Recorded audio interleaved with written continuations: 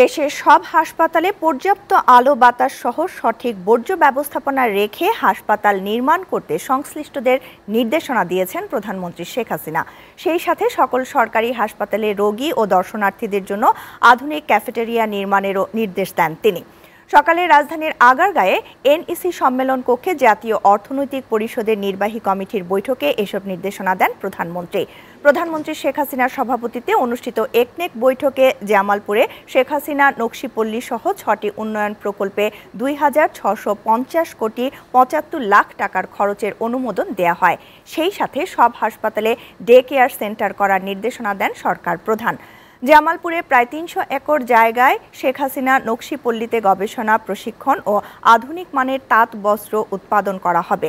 প্রকল্পটি ২০২২ সালের ডিসেম্বরে শেষ হওয়ার কথা রয়েছে। বৈঠক শেষে পরিকল্পনা মন্ত্রী এম.এ মান্নান জানান, চলতি বছরের ফেব্রুয়ারি পর্যন্ত এডিপি বাস্তবায়নের হার ৩৯.13%। ডাক্তার মহোদয়গণ একটা উইংয়ে বসে প্রাইভেট প্র্যাকটিস করতে হবে। আপনার বাড়িতে দেখছেন না, একটা উইং আছে, স্পেশালিস্ট ডাক্তাররা বসে।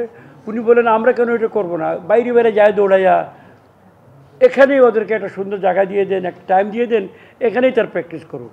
এটা ছিল একটা নির্দেশনা। সকল স্থাপনা যেখানে যা করবে সরকার, তার স্ট্যান্ডিং অর্ডার আছে। বর্জ্য ব্যবস্থাপনা, সুন্দর পরিবেশ, ক্যান্টিন, রেইন ওয়াটার হারভেস্টিংয়ের একটা চিন্তা ছিল। এটা সাধারণ অনুশাসন।